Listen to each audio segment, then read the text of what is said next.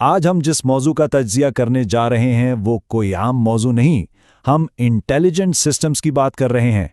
ज़रा सोचिए, वो मशीनें जो पहले सिर्फ हमारे दिए गए अहकामात की मोहताज थीं, अब वो खुद सीख रही हैं। ये रिवायती कंप्यूटर प्रोग्रामिंग के सख्त उसूलों से निकलकर मशीन के खुदकार तरीके से सीखने का एक हैरान अंगीज इर्तिका है। ये एक बहुत ही ज़बरदस्त सफ़र है, तो चलिए जल्दी से इसकी गहराई में चलते हैं। अब इस बात को ऐसे समझें, अगर आपको किसी बच्चे को बताना हो कि स्पोर्ट्स कार क्या होती है, तो क्या आप उसे इंजन की हॉर्स पावर, टॉर्क या एरोडायनामिक्स की पेचीदगियां समझाएंगे? बिल्कुल नहीं। आप उसे बस चंद मुख्तलिफ तस्वीरें दिखाएंगे और उसका जहन खुद ब खुद वो पैटर्न समझ जाएगा। मशीन लर्निंग का सारा कमाल भी यही है। वो लंबे चौड़े मुश्किल कोड्स के बजाय इंसानों की तरह ही मिसालों और डेटा के तजर्बे से सीखती है। तो आज के इस तज्जिए में हम जिन चीज़ों को कवर करेंगे उनमें शामिल हैं AI यानी AI, ML और DL का बुनियादी फ़र्क, मशीन लर्निंग की इकसाम, मॉडल बनाने का प्रोसेस, डीप लर्निंग के आर्किटेक्चर्स और आखिर में वो हकीकी चैलेंजेस जो इन सिस्टम्स को फील्ड में लगाते वक्त पेश आते हैं। तो सबसे पहले उस उलझन को सुलझाते हैं कि आर्टिफिशियल इंटेलिजेंस, मशीन लर्निंग और डीप लर्निंग के दरमियान असल ताल्लुक क्या है। इसे समझने का सबसे आसान तरीका ये नेस्टेड वेन डायग्राम है। ये बिल्कुल उन रूसी घड़ियों की तरह है जो एक के अंदर एक होती हैं। डीप न्यूरल नेटवर्क्स दरअसल आर्टिफिशियल न्यूरल नेटवर्क्स के अंदर आते हैं और वो खुद मशीन लर्निंग के एल्गोरिदम्स का एक ज़ैली हिस्सा है। यानी इसे यूं याद रखें कि हर deep learning model machine learning तो ज़रूर है, लेकिन हर machine learning model deep learning नहीं होता। पुराने वक्तों को याद करें, जब नॉलेज बेस्ड सिस्टम्स या वाज़े प्रोग्रामिंग का दौर था, तब माहिरीन को कंप्यूटर में हर एक फैसला, हर एक रूल खुद हार्ड कोड करना पड़ता था। ये एक बहुत ही थका देने वाला काम था। लेकिन मशीन लर्निंग ने इंसान को इस मेहनत से आज़ाद कर दिया है। अब हम सिर्फ डेटा फराहम करते हैं और मशीन खुद इस डेटा को बार बार देखकर उसमें छुपे ताल्लुकात और पैटर्न्स ढूंढ निकालती है। और अगर आप सोच रहे हैं कि डीप लर्निंग के दिल में क्या धड़कता है, तो वो है आर्टिफिशियल न्यूरल नेटवर्क्स। तसव्वुर करें कि ये हमारे हयातियाती दिमाग के खलियों यानी सिनेप्सिस की तरह काम करते हैं। इनमें लेयर्स होती हैं, एक इनपुट लेयर, आउटपुट लेयर और उनके बीच में छुपी हुई तह हैं यानी हिडन लेयर्स। जब डेटा इन तहों से गुजरता है तो नेटवर्क खुद ब खुद अपने वजन यानी कनेक्शंस को एडजस्ट करता रहता है ताकि बिल्कुल दुरुस्त और नॉन लीनियर नताज निकाल सके। यहीं से शैलो यानी कम गहरी मशीन लर्निंग और डीप लर्निंग का फ़र्क वाज़ेह होता है। शैलो मॉडल्स जैसे कि डिसीजन ट्रीज निस्बतन छोटे डेटा के लिए तो बेहतरीन है और इन्हें समझना भी आसान है, लेकिन जब बात आती है लाखों हाई रेजोल्यूशन तस्वीरों, लंबी वीडियोस या कुदरती ज़बान को प्रोसेस करने की, तो वहाँ डीप लर्निंग का कोई मुकाबला नहीं। ये गहरी तहों वाले नेटवर्क्स इस पेचीदा खाम डेटा पर इंसानी सलाहियतों से भी आगे निकल सकते हैं। अब आगे बढ़ते हैं और देखते हैं कि मशीनें आखिर सीखती कितने तरीक़ों से हैं। सीखने के बुनियादी तौर पर 3 बड़े मॉडल्स हैं। पहला, सुपरवाइज्ड लर्निंग। ये बिल्कुल एक उस्ताद और शागिर्द वाला मामला है, जहां आप लेबल शुदा डाटा देते हैं और पहले से जवाबात बता के मशीन को सिखाते हैं। दूसरा है अनसुपरवाइज्ड लर्निंग, जहां कोई उस्ताद नहीं होता, मशीन खुद बेहंगम और बगैर लेबल वाले डाटा में से पैटर्न्स बनाती है, जैसे मार्केट में ग्राहकों की दर्जाबंदी करना। और तीसरा कमाल का तरीका है रीइंफोर्समेंट लर्निंग। ये बिल्कुल एक वीडियो गेम खेलने जैसा है। सिस्टम गलतियां करके और इनाम हासिल करके खुद ट्रायल एंड एरर से सीखता है, बिल्कुल वैसे जैसे इलेक्ट्रॉनिक मार्केट्स में ट्रेडिंग बोर्ड्स करते हैं। लेकिन ये सब होता कैसे है?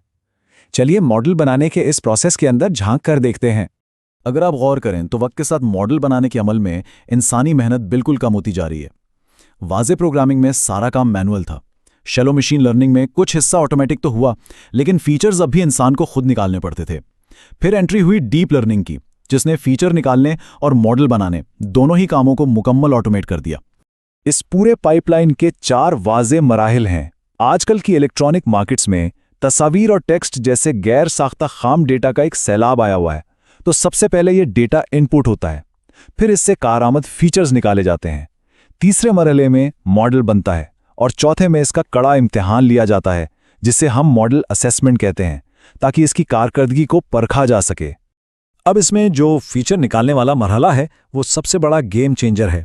पुराने तरीक़ों में डोमेन के माहिरीन महीनों लगा देते थे ये फैसला करने में कि कौन सा मुतग़य्यर या डेटा अहम है, लेकिन डीप लर्निंग की ऑटोमेटेड फीचर लर्निंग की खास बात यह है कि वो खाम डेटा से खुद ब खुद दर्जा बदर्जा ज़रूरी फीचर्स निकाल लेती है। यानी इंसान के महीनों की मेहनत बच जाती है और नताइज भी शानदार मिलते हैं।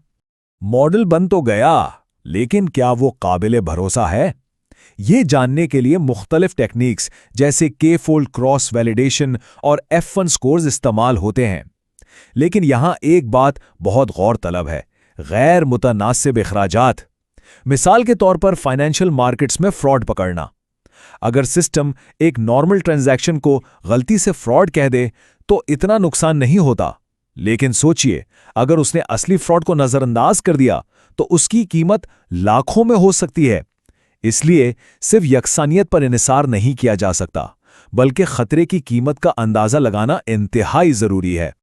تو چلیے اب نظر ڈالتے ہیں ڈیپ لرننگ کے ان مخصوص آرکیٹیکچرز پر جو مختلف قسم کے ڈیٹا کے لیے استعمال ہوتے ہیں۔ ڈیپ لرننگ کے ٹول باکس میں مختلف کاموں کے لیے الگ الگ ٹولز ہیں۔ اگر ڈیٹا تصاویر کی شکل میں ہے تو CNNs بہترین ہے۔ اسٹاک مارکیٹ جیسی ٹائم سیریز کے لیے RNNs کا استعمال ہوتا ہے۔ قدرتی زبان کے لیے ورڈ ایمبیڈنگز موجود ہیں۔ بے ضابطگی پکڑنے کے لیے آٹو انکوڈرز ہیں۔ اور ہاں، سب سے حیران کون ہیں؟ GANs۔ یہ وہ جنریٹو ماڈلز ہیں جو بالکل نیا اور نقلی ڈیٹا تخلیق کر سکتے ہیں۔ انٹرنیٹ پر آپ کو جو ڈیپ فیکس کی بھرمار نظر آتی ہے نا، ان کے پیچھے یہی ٹیکنالوجی کارفرما ہے۔ آخر میں بات کرتے ہیں اس حصے کی جو سب سے اہم اور مشکل ہے: حقیقی دنیا کے ایکو سسٹم میں ان سسٹمز کو نافذ کرنے کے چیلنجز۔ دیکھیے، حقیقی دنیا لیبارٹری سے بہت مختلف ہوتی ہے۔ یہاں ایک ماڈل جس کی درستگی 99.9% ہے وہ بھی بیکار ہو سکتا ہے اگر وہ کسی ٹائم کریٹیکل سمارٹ فیکٹری میں فیصلہ کرنے میں حد سے زیادہ دیر لگا دے۔ اس لیے ڈیولپرز کو ہمیشہ آرکیٹیکچر، ڈیٹا اور رفتار کے درمیان اس ہائپر پیرامیٹر تکون کو متوازن رکھنا پڑتا ہے۔ درستگی بمقابلہ رفتار، یہ ایک بہت بڑا ٹریڈ آف ہے۔ اور ایک بہت بڑی غلط فہمی یہ ہے کہ مشینیں ہمیشہ غیر جانبدار ہوتی ہیں۔ جی نہیں، چونکہ ٹریننگ ڈیٹا انسان بناتے ہیں تو انسانی تعصبات اور خامیاں ماڈل میں منتقل ہو کے اور بھی شدید شکل اختیار کر سکتے ہیں۔ اس کے ساتھ ایک اور بڑا خطرہ ہے کانسیپٹ ڈرفٹ کا۔ وقت کے ساتھ مارکیٹ بدلتی رہتی ہے، اس لیے پرانے ڈیٹا پر چلنے والے ماڈل اپنی افادیت کھو دیتے ہیں۔ انہیں مسلسل ری ٹرین کرنا پڑتا ہے تاکہ وہ حالات کے مطابق چل سکیں۔ اس کے علاوہ پیچیدہ ماڈلز کے ساتھ بلیک باکس کا مسئلہ آتا ہے۔ انہوں نے کوئی خاص فیصلہ کیوں کیا، یہ جاننا بعض اوقات اسے بنانے والے انجینئرز کے لیے بھی ممکن نہیں ہوتا۔ اسی وجہ سے اب ایکسپلینیبل AI کی مانگ بڑھ رہی ہے۔ کاروباروں کے لیے بسا اوقات ایک ایسا ماڈل زیادہ بہتر ہوتا ہے جو تھوڑا کم درست ہو لیکن جسے کم از کم سمجھا جا سکے اور جس کے فیصلوں پر پورے اعتماد کے ساتھ انحصار کیا جا سکے۔ اب چونکہ ہر کمپنی کے پاس شروع سے اپنا ماڈل بنانے کے لیے ڈیٹا اور وسائل نہیں ہوتے، اس لیے AI ایز اے سروس یا AIaaS کا رجحان عام ہے۔ کمپنیاں پہلے سے بنے بنائے ماڈلز کو تھوڑا سا ٹویک کر کے استعمال کر لیتی ہیں، لیکن ٹھہریے، اس میں ایک بہت بڑا خطرہ چھپا ہے۔ کسی اور کے بنائے گئے ماڈلز میں موجود نامعلوم تعصبات یا سیکیورٹی کی خامیاں، جنہیں بیک ڈورز کہتے ہیں، آپ کے پورے سسٹم کو تباہ کر سکتے ہیں۔ تو اس پورے تجزیے کے بعد آخر میں ہم ایک بہت ہی اہم سوال کے ساتھ آپ کو چھوڑے جا رہے ہیں۔ جیسے جیسے AI as a service market میں پھیل رہی ہے، ہماری الیکٹرانک مارکیٹس ان انٹیلیجنٹ فیصلوں پر کیسے مکمل اعتماد کر سکتی ہیں، خاص طور پر تب جب ان کی بنیاد بننے والے یہ ماڈلز متعصب اور غیر متوقع بلیک باکسز کے طور پر کام کر رہے ہوں؟ یہ ایک ایسا سوال ہے جس کا جواب ہمیں مستقبل کی ٹیکنالوجی میں تلاش کرنا ہے۔ امید ہے آج کے اس تجزیے نے آپ کے لیے ان پیچیدہ تصورات کو سمجھنا آسان بنا دیا ہوگا۔